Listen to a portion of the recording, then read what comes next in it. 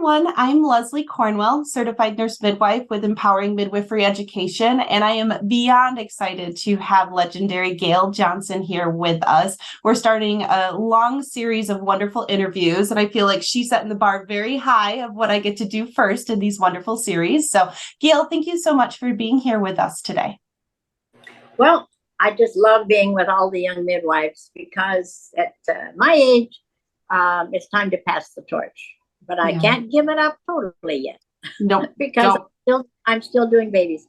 I'm Gail Johnson. I was Canadian born, married an American, long story short, moved to Texas, became a midwife at 40.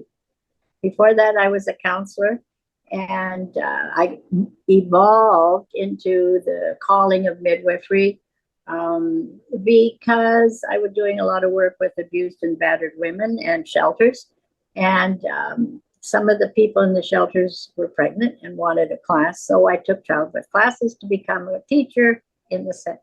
And then from there, I moved to, in my day, way back in the 60s and 70s anyway, I went to them with the hospital to just be, because they didn't have a partner to go with them. And what I saw there horrified me, simply because these were women that needed really gentle care and they didn't get it. And so then I was blessed by to be invited to a home birth with some midwives. What I saw there was like an eye-opening experience for me. So when I was blessed by the universe to be sent to Texas with my husband, I found out I could become a direct entry midwife because all my training was not in the sciences, and I didn't want to go back to nursing school at 40 because I couldn't take the residents and the doctors, how I saw women being treated. I didn't want to be in that environment. So I went through the Association of Texas Midwives. After 2 and some years, I became a midwife.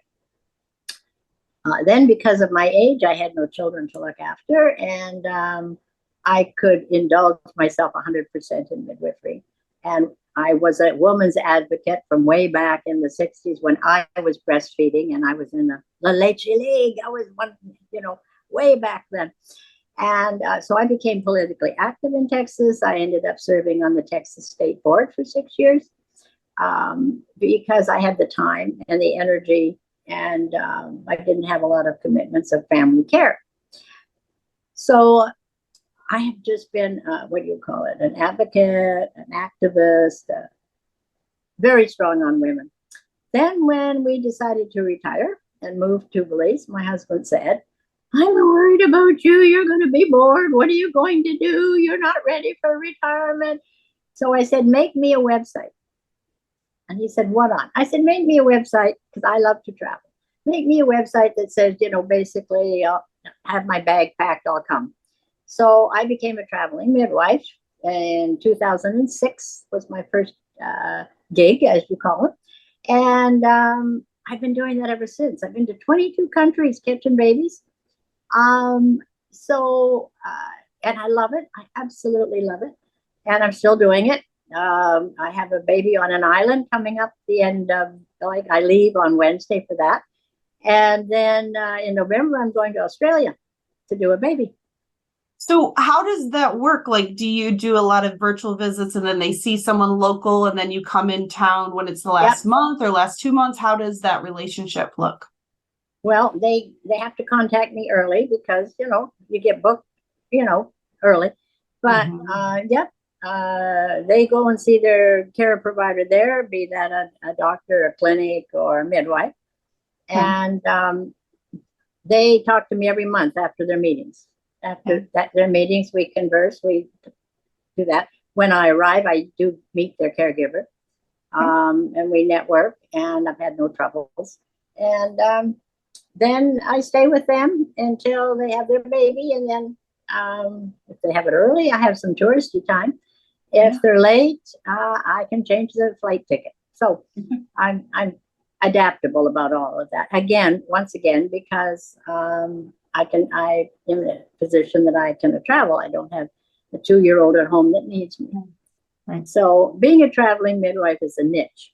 Yeah. But I want to talk a little bit about the difference between a midwife and the standard care. Now, there are wonderful doctors, there's wonderful nurse midwives, but I have to admit that I am pretty much for 90% of these women, of our women that can have natural birth, I think they should do it out of hospital. Even all the research in evidence-based care is showing that what midwives do, the care we give them, the one-to-one care, medical care is care, but what they need is caring. They need not just care, they need caring. And so that's another reason I guess I like being a senior midwife, because I can sometimes play the role of a mother or a grandmother or an aunt. I can fit into all those categories. But evidence-based care is what midwives are using, I think, mostly. We do intermittent monitoring. We let the women walk around. We do all the things that help the body deliver a nice birth. But hospitals do protocol-based care. And I understand why they do it, because they have a staff and they don't know their patient. They don't know the needs of that family. So, and they do a lot of births. So they have to do it on a streamlined process. So that's protocol-based care. I don't like it. I like one-to-one individualized care or evidence-based care. And when we do show evidence to the established caregivers, change is hard. We all get into habits. Change is hard for them. Oh, they have to have a staff meeting, a committee meeting, and whatever. So we can change. I remember one time we did a big research study in the year 2000 with MAMA, and we got a lot of statistics from that, because just what you were talking about a little earlier. And you can show that, and we change. I can change tomorrow morning. And I do. When I find out that, whoa, we shouldn't be doing that anymore, we change tomorrow. And that's a great treasure. We can also change, even if I share with you a procedure that I might like to do, but you say I don't want you to, man, I can change and I'll find a way around it, but I'll still get the right information. Right? So we need high touch over high tech. And the hospitals have high tech. We have some high tech, more and more it seems, and a lot of high touch. Maybe sometimes today we're losing our high touch, though. I'm beginning to wonder. Some of the new rules and regulations and protocols are working their way into midwifery and home care. And well, and even the burnout too. The burnout is getting more and more. And one of the number one things when a healthcare professional, particularly midwives, are burnt out, you start losing your empathy. You start losing what's the hallmark of being a midwife, because of your fear and anxiety and that distance, because you're just burnt out. So I wonder if it's a combination of the AI, the technology, the regulations on top of just I'm seeing a lot of the midwives, they just have a wall they can't give anymore. Yes, I can understand that. And there's some mothers that can't give anymore because now they want to be the perfect mother. For heaven's sakes, I tell my kids, I don't think I was a good mother at all. I was always so busy with everybody else. They said, "Oh, Mom, you were a good mother." I said, "No, I didn't ever take you to brownies. I didn't take you to scouts. I didn't take you to ice skating. I didn't take you. No. You had to get your own way there because Mom wasn't home." Yeah. So, yeah, I think there's a lot of pressure on the young women today that we didn't have. And if you have the fear of losing your license, then you still can't give that individualized care. Which is another reason to be a traveling midwife. Yeah. Because everywhere I go, I am not registered there.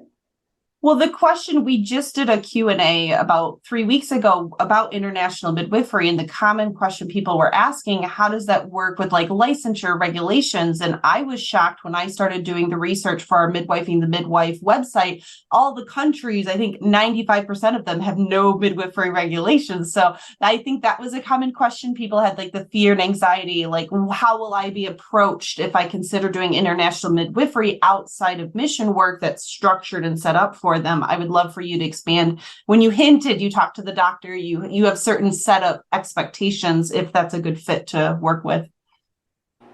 Well, I can't really share all.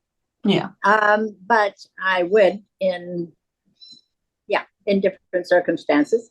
But yes, but high level, just to, or resources to go to, or obviously we can direct them to you for more private conversations. But that was a common thing people would ask, how to understand and navigate, because there aren't a lot of resources available. So we'll definitely send them to your site and email too. Well, I did write a book on being a traveling midwife.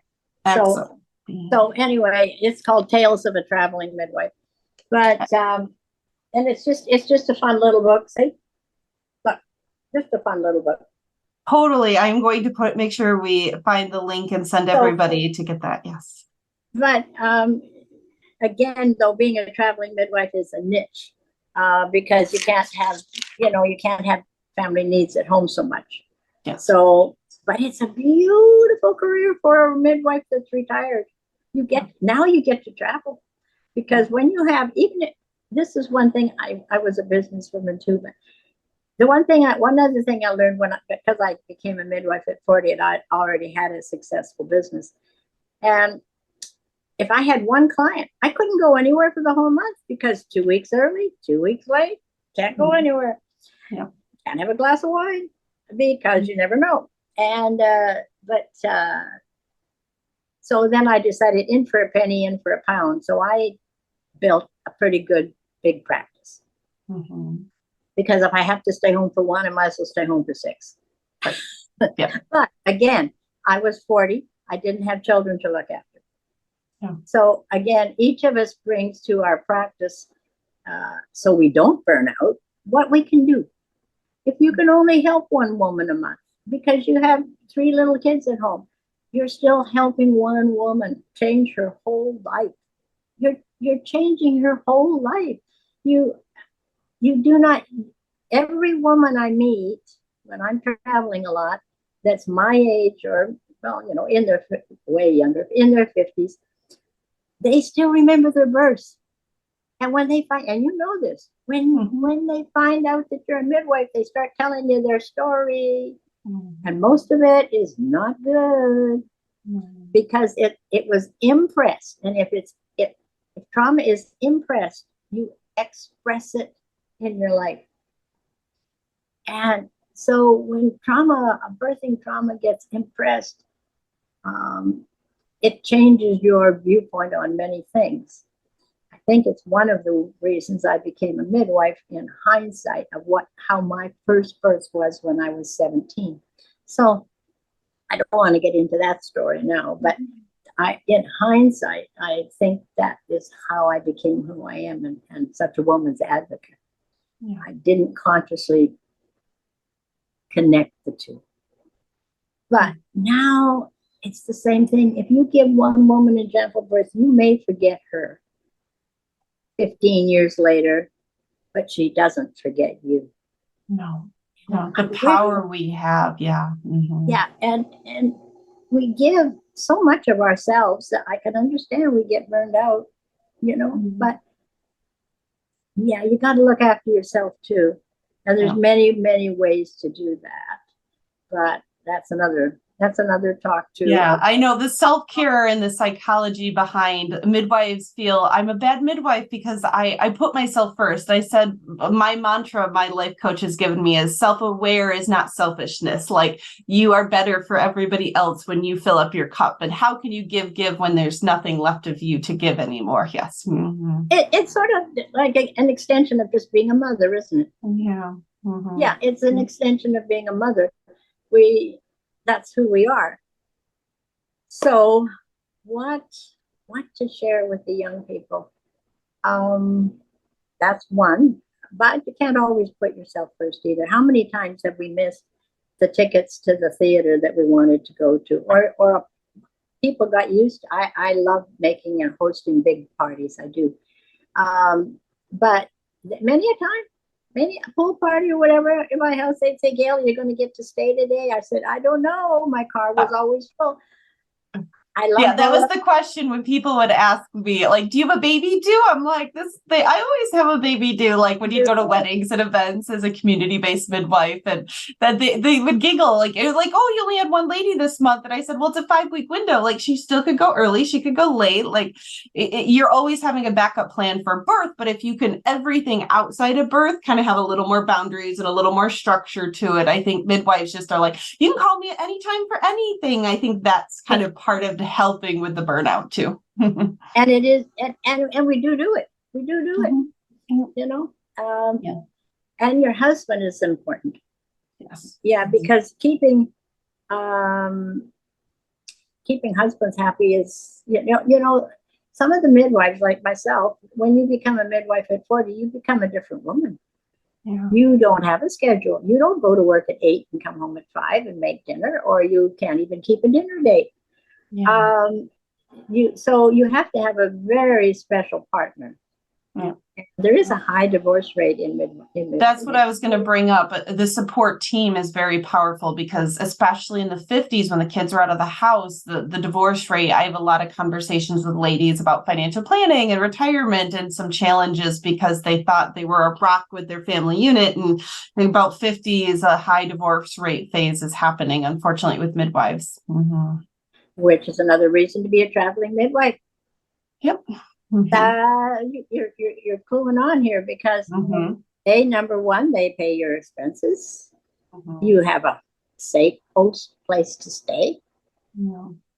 And they will show you around their environment, their town, and all the things we couldn't do for 30 years while our kids were growing up, or while we were gaining more confidence that we could do these things. Yeah. And so there's I can also talk on how to have a good retirement, but yeah, I mean, whatever you want to chat about today, we are all about it. I love your wisdom. Yeah, well, it's I'm scattered in thinking because sometimes I have so much to share. I don't know what your audience is looking for this time. They want everything. I purposely talk about everything because it's all important. I mean, retirement, planning, professional, clinical evidence, everything's important. So you talk about whatever you would like to. Well, yeah, I like to talk about, I guess, the choices and the benefits of just being a midwife. Yes. Because I have never regretted a day. It's a calling. I will do it for nothing. I have done it for nothing. I guess it's a lot of it I put in my book. For me, I'm not we would call a Orthodox religious person. But birth for me is my spiritual orgasm. Because, and I make a joke with my clients because, when you're talking to them and you want to, like, when should we call you and all that stuff. And I say, now look here, prenatal care is like foreplay. That's foreplay. And then and then being and attending the birth is just more of the same. Mm-hmm. And I said, my orgasm, my spiritual orgasm is birth. I said, if you don't call me on time and you have the baby without me, you only had me come and clean up the wet spot. So Gail, I love it. I'm not sure you want to share that with everybody, but no, but that's great. I mean, it's everybody's analogy, but I love, like, it makes sense of the stages, and that's so funny. And how can you miss when you miss the birth, you do feel inside a letdown, like it didn't happen. Yeah. You love the lady, you love the family, but you gave them so much confidence they didn't call you on time. I said, that's not fair. You're going to make me miss it. So, yeah. So, but the best midwife is the one that gets told by the family, what the hell we pay you for? You didn't do anything. We love our birth. It was great. It was marvelous. You didn't do anything. I said, aren't I a good midwife? Because every expert if you want to learn to ski, looks easy when the expert's sailing down that hill. Oh man, we could do that. Now you put the skis on. Different story. Riding a horse. They're leaping over this fence and they're having a wonderful time. And the horse is doing, and you think, oh man, I'm going to be a horse ride. Then you get on a horse, right? Yeah. So any expert looks like anybody can do it. Mm-hmm. And so when you meet somebody who makes it look simple and easy, whether it's the life they're living or the whatever, it's because they're good at it. Yeah. So I think that's the highest compliment when somebody says, "Oh, what did you didn't do anything. You just sat there and talked to us." And I said, "Yeah, isn't it great?" Yeah. So, but that's actually, it's a very powerful tool. People don't realize the non-interventions are the actual art and the skill of midwifery. It's having the skills when you need it and the boundaries of when to implement it. I was just talking with a few colleagues. We're working on a midwife school, and I was like, we need to have required knitting part of our curriculum, and we need to have we're going to make sure they know how to sit on their hands. We're going to practice those intervention skills of when do I pause and acknowledge. Too many times we're teaching how to handle emergency. They're very good at children's socials and postpartum hemorrhages, but we're not teaching enough of when to not intervene. We're not training people to think this is normal and give it a minute. It's okay. We're teaching the other direction of, it's okay if you add something. The worst that'll happen is she just didn't need that. That's the mantra and the paradigm that's happening of that out of hospital influence I'm seeing with the midwives and the doctors is we'll just intervene and it didn't hurt anything, right? But it's actually does. But it's back to the same thing. Doctors study crisis management. Midwives study the normal. Yes. The reason that we find early the abnormal is because we've studied the normal. Our normal, though, is very broad because of experience or because of learning from other midwives. Our normal and the variations of normal is broad. The doctors don't even know normal birth. Oh. They've never seen a normal birth because, as I said, you can have a vaginal birth in the hospital, but not a normal birth. So they study crisis, and we need them in a crisis management. But if you study, it's like again, I keep relating this to motherhood. When your husband doesn't know this, when you're all sitting relaxing in front of the TV and the kids are in the back bedroom playing, and a mother says, the kids are too quiet. Mm-hmm. And the husband says, shh, leave them alone. We've got this time for ourselves. You say, no, they're too quiet.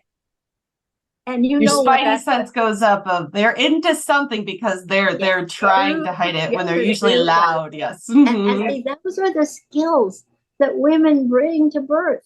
When it looks like she's just relaxing and you can tell whether it's a good relaxing or there's something going on.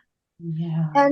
And so all of those wonderful gifts we have, we're not strengthening them. We need to we need ourselves to have more faith in birth. You cannot study fear. Yeah. And that's what they're pushing on the young midwives today, is they're pushing them. I know some wonderful nurse midwives who give as much care as they can, but another problem. It's not continuity of care. You can be the best midwife in the hospital, but you don't know the patient. You meet her at 8 a.m., you leave her at 5 p.m., you change the shift. That right there messes up her labor, because if you have bonded with that woman in those 8 hours, and now you walk out on her, and you give her another loving, caring midwife or nurse, it's not right. Yeah. It'd be like you and I just said to the one, oh, I got to go home, make supper for the kids now. Yeah, you're 9 centimeters, but have a good birth. I'll talk to you in the morning. I can't imagine anything more horrific than that. Yeah. We don't do that. Yeah. And a mother doesn't do that. Oh, darling, you're upset. Well, I have to just go out to this party. I'm sorry. We'll talk about it next week. Yeah. Yeah. Not good. Yeah. So all the caring things need to be reinforced. That would be a good workshop of how did caring change the birth, or how does it affect the birth? And how can we even support, like you say, a midwife that's burned out? How do we prevent her from getting burned out? Yeah. And it's all in caring for each other, not judging each other. Yeah. I don't understand this judging. By the way, people that judge, it's because they want to prove to themselves they're better than that. Yeah. Yeah. It's their protection. Oh, I wouldn't have done that. Mm-hmm. Yeah. You were in the moment. You didn't know her story. You didn't know her last trauma. Like when we do peer reviews, it's so hard because everybody has an opinion. And I was like, you weren't in the thick of it. And now you know these things after the fact, like at this moment, and knowing, okay, her history, her story, her, like what was really important to her, and customizing things. Like really, would you have, like, it's interesting during peer reviews, like, is it really helping, or is it just causing more apprehensive and fear-based case studies versus empowerment case studies? Mm-hmm. Right. And like you said, I think this is a really important thing that we need to have workshops on. We're losing it with some people are calling the new young midwives midwives, mm-hmm. MED, yeah. Because they're getting so much into the technology. Protocols are insisting they do this and they do that. And I became a midwife, but that doesn't mean that I want to do what an OB does, like fertility testing and cancer treatments. I don't want that. That's not my scope of practice. And I think that if we can keep the scope of practice that we serve healthy women but we don't want the crisis people. I'm quite happy to give somebody to a doctor if she's having quadruplets. I mean, the OBs don't even want them. They give them to a neonatologist and a perinatologist. So, exactly. Yeah. So they don't even. So what can I say? I just love midwifery, and I just have so much to share. But there's so many directions this conversation can go. Have you got something? I think what's really passionate to me is breaking down all the barriers, because a lot of them are so interconnected. When we talk about making more midwives, sometimes there's barely any clinical sites, and then you're just grateful you have a clinical site. Like as a nurse midwife, I had to work really, really hard to get a home birth. So I tried really hard to balance the CNM CPM. I had my 3 babies at home. When I was 16, I started attending birth as a birth assistant for home birth. I chose nursing purely because of the regs in my state. And I was like, I don't know where it's going to go. I always dreamed of being an Amish home birth midwife. I live all around the Amish. My plan is to have a birth house when I retire to take care of them. So like, it's the deep innate being of who you are, but I had to work really, really hard as a nurse midwife to get a home birth, a birth center, a normal training experience that a lot of people just don't realize. Like I paid for her malpractice. I created the contracts because so maybe if you have some words of how we can create more normal experiences for training that are rarer and rarer that are available. Well, I think, first of all, in the apprenticeship way of doing it right now, I think attending births is the thing, because I know that the nurse midwives, when they're trained, they don't get to attend many births. They do a lot of prenatal clinical work, but they don't actually get hands-on, where when I started my training, I didn't even know how to take blood pressures. First day I was in, she showed me how to do blood pressures, and then we did them on each other. And the next day I was doing blood pressures. Same thing with measuring bellies or palpating babies. You don't wait till you've done all your book learning. This is the mistake that doctors do. They do all their book learning first. and then they get to be a resident for another 4 years. Why can't they do book learning and being a resident? We could shorten the training time to teach our doctors, because they're called doctor before they've done much hands-on at all. Yeah, I know. That's what always makes me giggle when they brag how doctors have so much more experience than midwives, and that's why they're the experts and blah, blah, blah. And I'm like, but they've got a lot of hours in the book, but they don't have they don't have a lot of caring hours. Like there should be a separation of not clinicals where they're reviewing cases and they're seeing 50 people in the clinic a day. Like caring hours should be emphasized. Mm-hmm. Well, and that's been taken away from them too by the insurance companies. You get 8 minutes with the patient or something like that. Yeah. So again, we're back to this high tech stuff. Yeah. High tech, not high touch. And people today need high touch so badly. They're all hooked on this thing. Mm-hmm. Even our kids, you know? Yeah. And so, yeah, I don't know. Like if I can't give up midwifery, I'll be doing it. Right now, I'm 81. I will be 82 in November. Amazing. And I've been doing this for 40 years, and I'm addicted. How? Not just a minute. How can you give up a spiritual orgasm? I mean, come on. Yeah. Well, your deep passion. I mean, that's where I talk to a lot of midwives when they talk retirement. I said the definition of retirement is a shift in mindset. Like you can still advocate in different ways. Maybe your body won't let you catch babies anymore, but your mind is so powerful. Like I trying to get midwives. I just did a couple consults with people thinking about selling their birth centers, early 60s. And we were discussing transitioning into a different role in midwifery because none of us ever, we are so deeply passionate that it's going to be, we'll be on our deathbed and be like, make sure Jane has this for her birth, you know, like as we're saying goodbye to our kids, because we're so deeply passionate. If you ever want to have a workshop on that, I can help with that because I've done it. And I am blessed that I have good health. But again, that's part of being a midwife. You got to keep yourself healthy, right?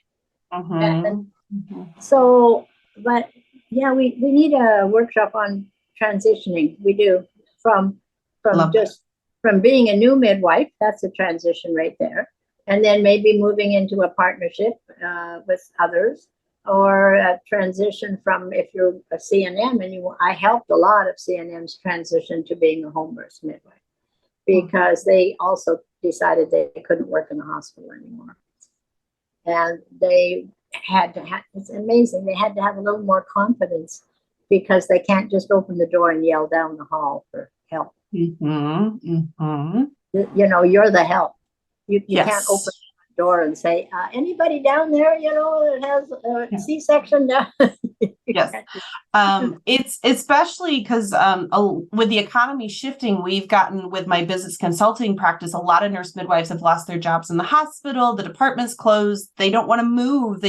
I've got so many ladies, 3 years, 2 practices they've went through over and over again because they just get juggled and they're like, I want to do my own private practice, but community-based midwifery scares the average nurse midwife. Home Birth Academy is a wonderful new education platform they opened about a year and a half ago that's helping specifically nurse midwives that want experience and because it's like you said, you can't ask for the neonatal nurse practitioner to come and help with that baby. You are it. You've got to think differently. How long does it take for EMS to get there? You can turn them away, but if you need help, it's not like the ORs down the hallway. You have to plan and manage and think differently. And that's something the average nurse midwife in the hospital has never been exposed to. It makes them more anxious, like being around less resources, that illusion of control and that letting go. But yeah, I'm writing lots of notes, Gail, because you've got so many amazing ideas for workshops that we could definitely do in the future.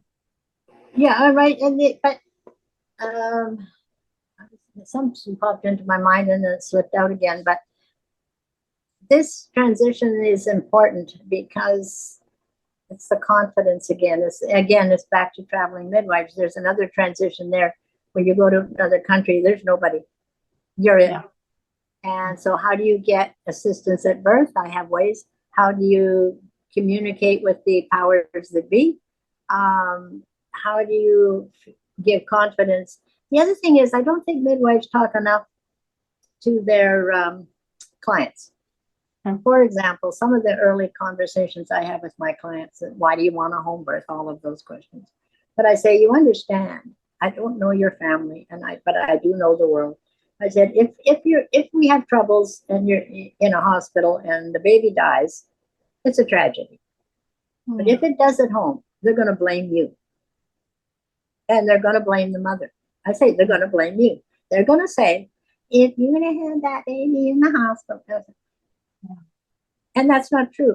I have had some horrendous stories of, a baby was born with spinal bifida at home because she didn't want the ultrasounds. We didn't know it. We dealt with it.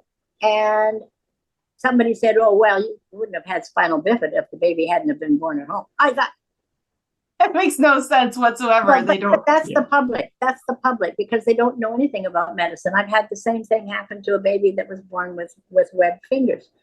Another baby was born with like 2 fingers that were half there. And they all got told, well, that wouldn't have happened if you'd have been seeing a doctor. So I said, the slightest. So again, you have to have special clients. You have to interview your clients well. And you have to, because your career depends on the education of your clients. Yep. So if we want to change the world, we can't change the world the way everybody's going about it now. Here's what we have to do. Number one, we need more childbirth classes, out of hospital childbirth classes all over the world, because there's no childbirth classes here in Belize. There's no childbirth classes in many developing countries. Many people do not even go to a class. I want them to go to a class to study normal. I want them to know what normal birth is. That's education. You can't give them a choice if they don't even know the other choice. Yeah. You know, if you go to a hospital-based class, they only tell you what's going to happen to you in the hospital. You know, when you come in, we're going to do this, and when you come in, we're going to do that. No.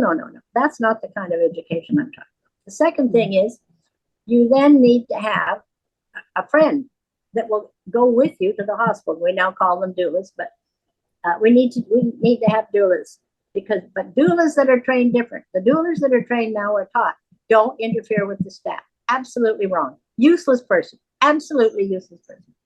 If you can't go in to be an advocate, you cannot advocate for yourself when you are in labor. You need somebody that can advocate. Either that's the husband, but a lot of husbands aren't, you know. But if you have one, if she doesn't fight for you and tell it, you cut her butt, and we're suing you. Because the mother can't see him pick up the scissors, but the doula can. The doula needs to say, that was negotiated. You know, here's what you can do. So we need an assertive, trained bunch of doulas. And then if you educate the consumer on their choices, money talks. We can't change the hospital policies, protocol, or the doctors until the money is involved. So if you find a good doctor or a good hospital that is open, you feed that hospital. You feed that doctor. You go to him for ultrasounds. Any little gift you can give him. You go to him to consult. You refer him. When everybody starts going to that doctor or that hospital, the other hospitals are going to change. Yeah. We cannot just go into the hospital and say, oh, you need a water birth and you need this and you need that and you need a rope from the ceiling and you need to feed them and all the wonderful things that we do at home. They just look at you like you're crazy. We ain't got any budget for that. We got any time for that. And we don't even believe that it's a good thing to do. Yeah. So the consumer has to create the change, not us midwives. Not the doulas. We are not going to create change. It has to be the consumer. When the consumer says, I'm going to XYZ hospital because XYZ listened to my friend and my friend's friend and my friend and Dr. So-and-so, I'm going to him. Well, how come you didn't come to me? Because you don't do what I need. And I'm taking my money and my insurance policy over there. So it's got to get back. You got to get back to the old business skills. We cannot change doctors. We cannot change hospitals, but we can change the consumer.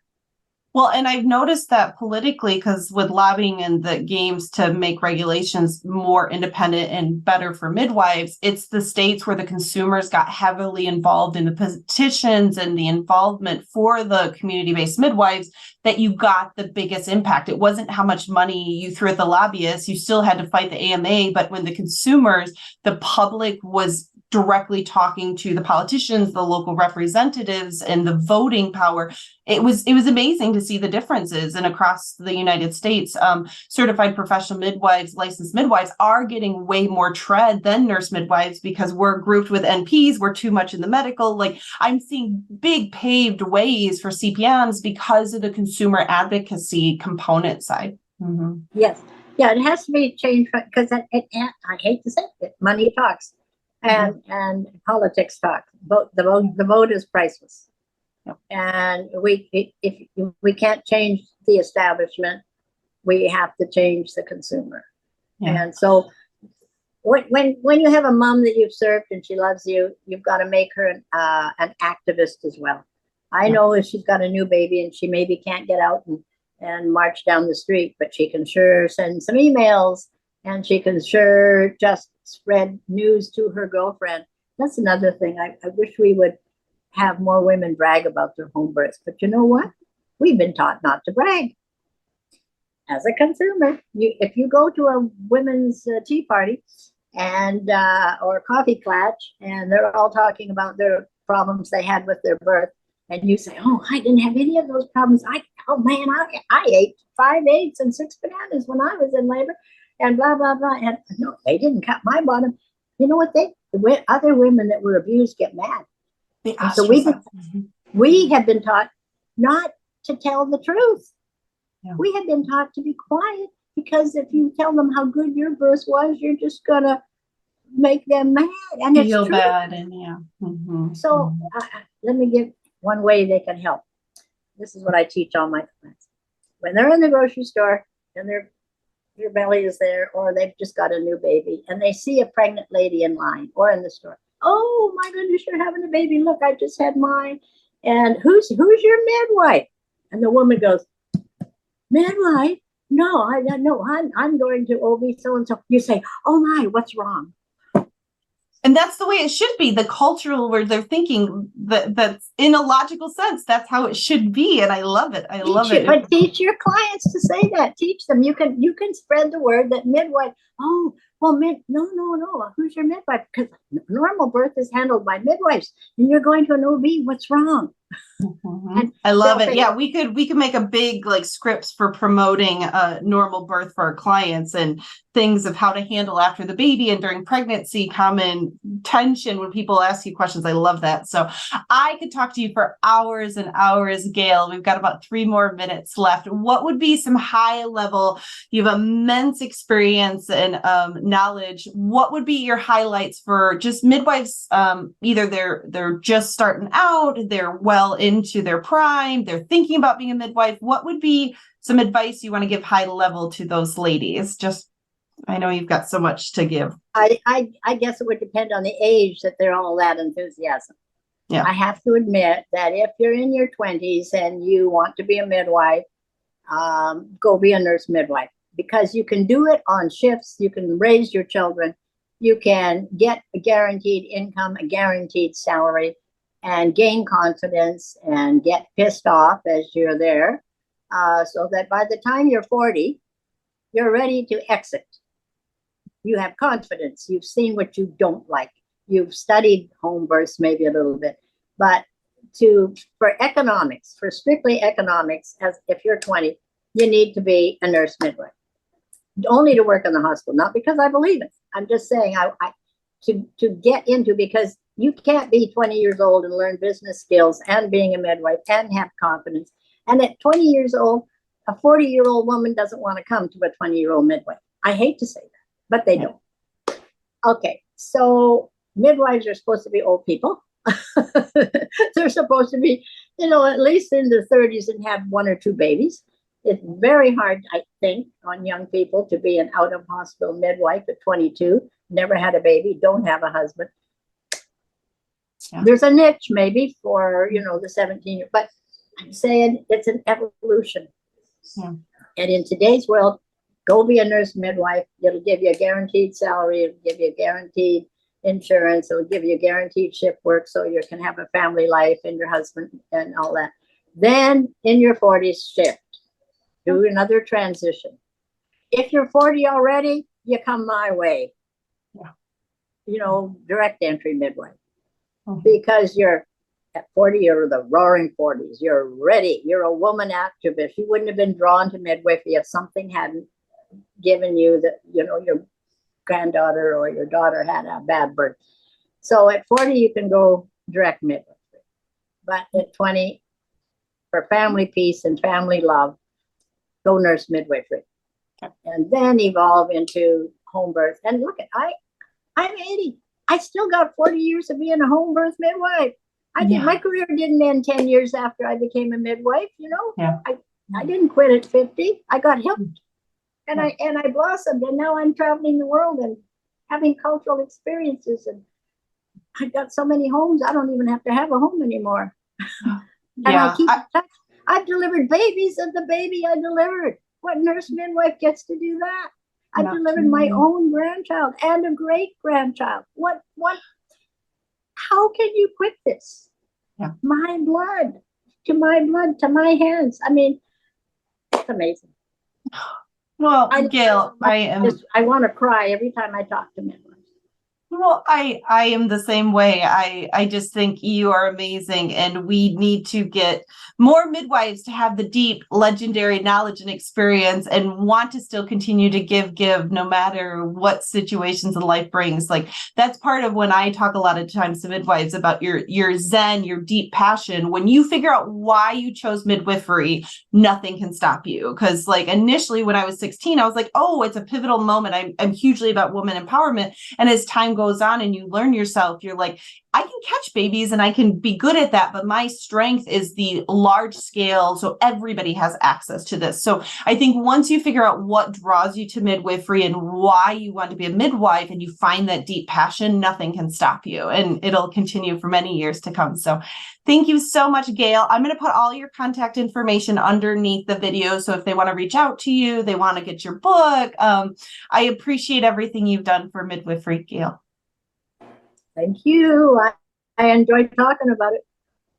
Thanks.